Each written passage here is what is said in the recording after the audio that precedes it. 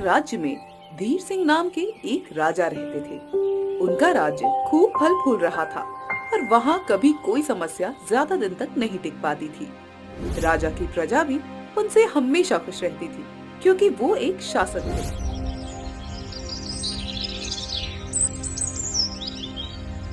एक दिन महाराज अपनी सभा में बैठे हुए थे। वो अपने मंत्री से कहते हैं, बताइए मंत्री जी, क्या हाल है राज्य के? सब कुशल मंगल तो है ना? हाँ हाँ, भला हमारे राज्य में कोई समस्या भी आ सकती है क्या महाराज? पिछले 5 सालों में ऐसा कभी नहीं हुआ कि हमें कोई बड़ी समस्या का सामना करना पड़ा हो।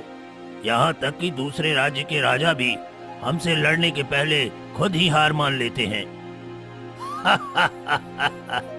ये बात भी सही है आपकी मंत्री जी, और ऐसा सिर्फ इसलिए क्योंकि मेरे भाग्य की चाबी मैं अपने पास रखता हूँ। मेरे भाग्य के साथ कुछ भी गलत नहीं हो सकता। इतना कहकर महाराज सभा से उठकर चले जाते हैं और बाकी सब सोच में पड़ जाते हैं। महाराज अक्सर अपने भाग्य की चाबी के बारे में बताया करते हैं, मगर मैं तो आज तक नहीं समझ पाया इसका अर्थ क्या है। आखिर ये कौन सी ऐसी चाबी है? अब तो यह सिर्फ महाराज ही बता सकते हैं, लेकिन जब तक राज्य में कुछ अच्छा चल रहा है हमें कुछ और सोचने समझने की जरूरत नहीं है। मंत्री और सभा के बाकी लोग इस बारे में सोचना बंद कर देते हैं, पर राज्य की महारानी नैना को अक्सर ये बात सताती थी क्योंकि महाराज की पत्नी होने के बावजूद उन्हें नहीं मालूम था कि उनके भाग्य की चाबी कौन है। महाराज के सभा से उठकर जाने के बाद महारानी भी उनके पीछे पीछे चली जाती है। रानी नैना, आप यहाँ कोई बात है क्या? महाराज, मैं अब ये जानना चाहती हूँ कि आपकी ये भाग्य की चाबी कौन है। मैं आपकी पत्नी हूँ और आपको मुझसे कुछ नहीं छुपाना चाहिए। नहीं नहीं, मैं आपको ये नहीं बता सकता रानी नैना, ये एक गुप्त बात है। आपको क्या, मैं ये बात किसी को भी नहीं बता सकता। लेकिन महाराज। बस कीजिए रानी नैना, मैं आपसे निवेदन करता हूँ कि आप मुझसे बार बार एक ही प्रश्न मत करिए।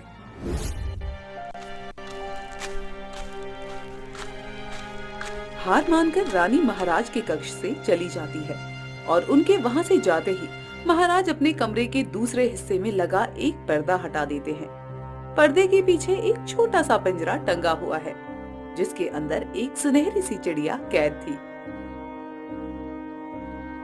कैसी हो मेरी सुनहरी चिड़िया? आज तक राज्य में ये बात कोई नहीं जान पाया कि तुम ही मेरी भाग्य की चाबी हो, और ना ही मैं किसी को ये जानने दूंगा। कहीं किसी ने तुम्हें मुझसे दूर कर दिया तो।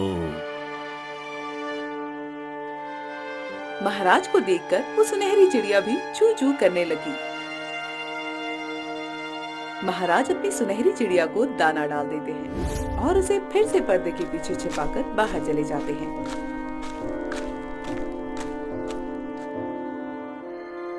दरअसल महाराज को ये चिड़िया 5 साल पहले जंगल में मिली थी जब वो अकेले शिकार पर गए थे। लेकिन जब उन्हें वहाँ इतनी सुनहरी और खूबसूरत चिड़िया दिखी तो उन्हें लगा कि ये चिड़िया बहुत खास होगी, इसलिए उन्होंने चिड़िया को पकड़ लिया और महल में ले आए।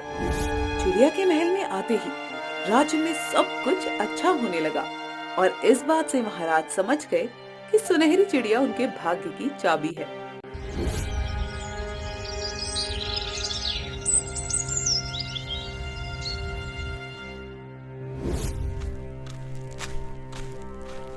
कुछ दिनों बाद महल में एक व्यापारी आता है और महाराज उससे पूछते हैं, बताइए, आपका यहाँ कैसे आना हुआ? महाराज, मेरे पास दुनिया की सबसे कीमती नीले हीरे हैं। ये हीरे रानी के हाथों में बड़े सुंदर लगेंगे। मैं ये हीरे एक बार उन्हें दिखाना चाहता हूँ। रानी व्यापारी की बात सुन बड़ा खुश होती है और व्यापारी के लाए हीरों के हार और अंगूठियों को देखने लगती है। महाराज, वाकई में मुझे ये हीरे बड़े पसंद आए। मेरे पास इतने अनमोल गहने हैं, लेकिन ये हीरे तो कुछ खास और अलग लग रहे हैं। रानी साहिबा, अगर आपको ये पसंद आए तो फिर मैं क्या कह सकता हूँ, आप ही ले लीजिए। व्यापारी जी, आपके हीरो का जो भी दाम है मंत्री जी आपको दे देंगे। जी महाराज, आपका बहुत बहुत शुक्रिया, लेकिन इन हीरों को संभाल कर रखिएगा। कई शातिर चोर इनके पीछे पड़े हैं और मैं बहुत संभाल कर इन्हें आपके पास लेकर आया हूँ। हाँ हाँ, ये तो आपने बड़ी विचित्र बात कह दी व्यापारी जी। भला किसी चोर की इतनी हिम्मत जो हमारे महल में आकर इन हीरो को चुराएगा। अब ये हीरे सुरक्षित हाथों में आ गए हैं। जी महाराज, बस आपको सतर्क करना मेरी जिम्मेदारी थी, इसलिए ध्यान रखिएगा।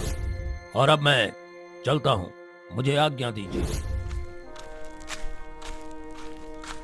व्यापारी ये कहकर महल से चला जाता है। महाराज इसकी बातों पर ज्यादा ध्यान नहीं देते।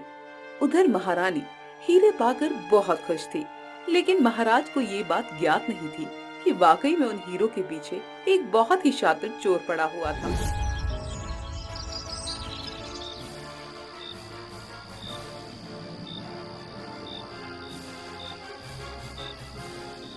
जैसे ही उसे ये पता चलता है कि व्यापारी ने कीमती हीरे महाराज धीर सिंह के महल में बेच दिए हैं, वो वहां पहुंच जाता है।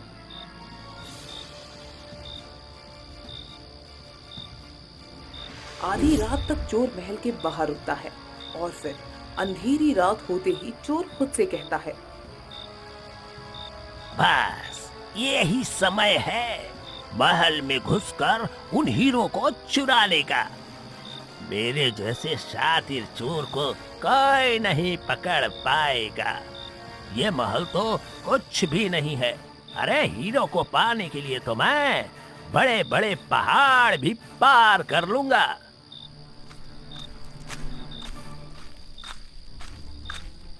चोर चालाकी से महल में घुस जाता है और सीधा महारानी के कक्ष में जाकर उन हीरो को ढूंढने लगता है।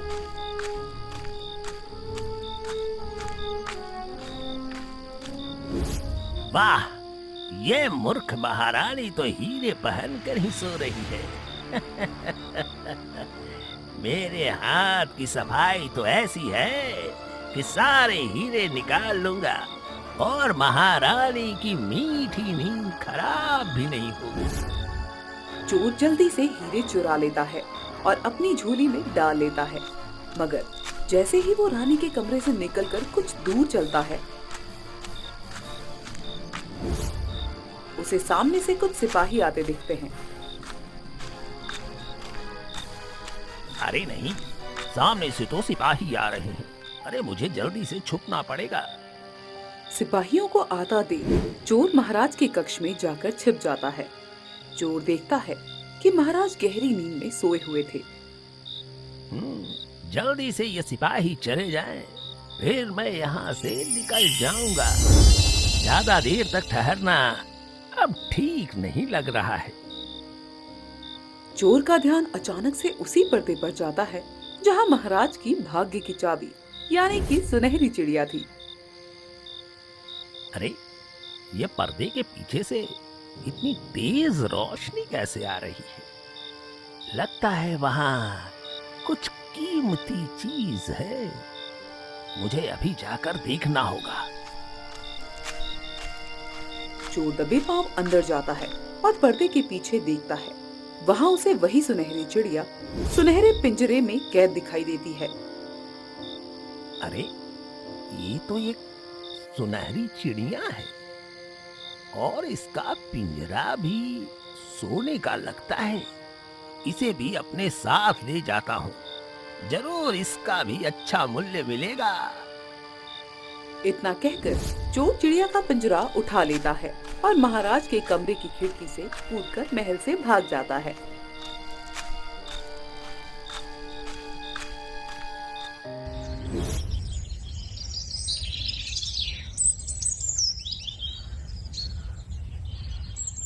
और जैसे ही सुबह रानी को पता चलता है कि उनके कीमती हीरे चोरी हो गए, महल में अफरा तफरी मच जाती है।